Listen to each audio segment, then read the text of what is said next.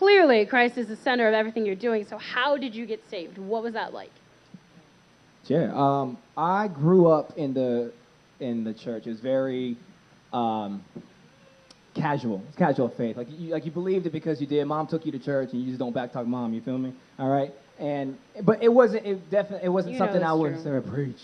It wasn't something that I would consider myself a Christian, but just because I consider myself a good person.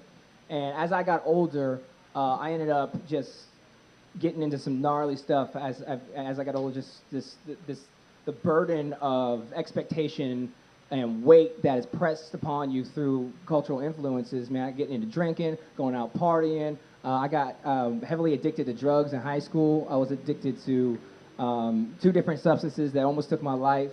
That led to just a downward spiral of I was homeless for a while. I was super depressed, tried taking my life, self-mutilation, man, you name it. And I willingly walked into those things through disobedience. And there was a moment in my life where I was living out of my car. I crashed my car. I straight wrecked my house.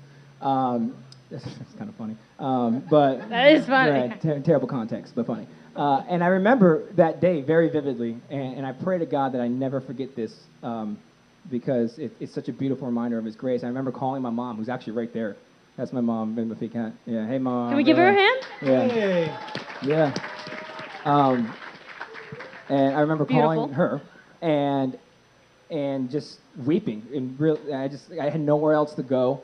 And she let me come back home, and she didn't know what to do with me. I mean, I had people after my life. I owed people money. I was just in a bad way, and my parents got divorced when I was younger, so she didn't know what to do. She didn't want me to die. She didn't want me to end up in jail, so she sent me to live with my biological father, who lived in San Francisco, and is in San Francisco where I was working at this deli. I was just trying to get some money, man, to just get my life back together, and this old lady came walking in. Y'all ever met like an old lady that just loved Jesus too much? You feel me? Like, I know you can't love him too much, but just like it's one of them seasoned saints. You got this hand going just in case she about to rock, just in case Satan want to try something, she just backhand him one time. So that lady comes in, realizes that I'm new at this deli because apparently she harasses people all the time. And she asked me if I had a church, and I'm like, and I was a very frightening looking human being back then, all right? And since she was just very lovingly asked me that, I was like, no, whatever, lady, here's your avocados, you need to get out of here. It's California, they love that. And she gave me a card to this church, and I don't know why I went to this church, but a couple weeks later, I ended up going to this church, and I walked in. I was 19 at the time, and it was a small church. There was like 12 people in it, and including the pastor, his wife, and the drummer, who were the worship band, but the pastor was like 25 years old. And he saw me, and after the service he came up, he introduced himself, and learning about me, and he's like, hey, man, we're looking for a guitar player. If you play guitar, I was telling him I like music, and I was like, well, I can do that.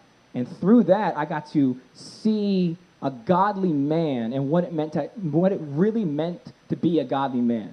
I saw somebody who handled disagreement, who handled his pride, who handled communication with his wife, who navigated things like difficult times in life in a way that I'd never seen before.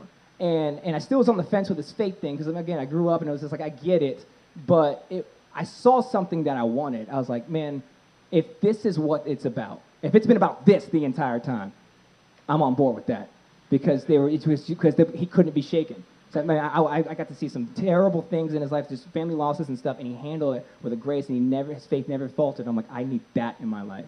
And man, I followed him, and he led me to the cross, man. And ever since then, I've been trying to do the same thing. So. Amen.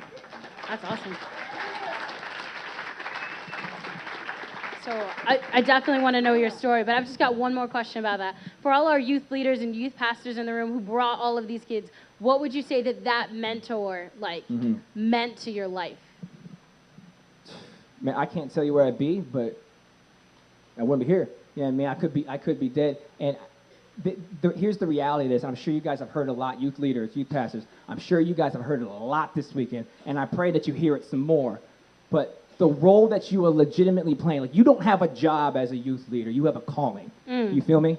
Okay? Amen. So the reality of the role that God has given to you, not your church or your community, the role that God has given to you is something to allow a channel for the Holy Spirit to save people's lives. I can speak confidently for Brad and myself that there's a likely chance we wouldn't be breathing without somebody intervening. And here's the reality of it. And I understand, I've worked with youth ministry a lot.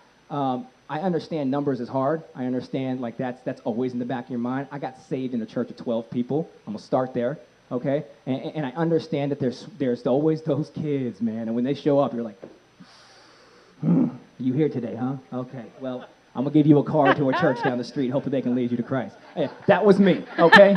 That was me, all right? The calling God given to you in your life is to walk into that.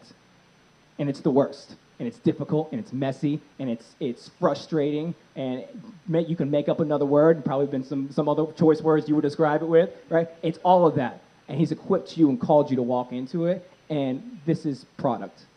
So please, I encourage you, don't lose heart. We need it. Amen. That's a good word.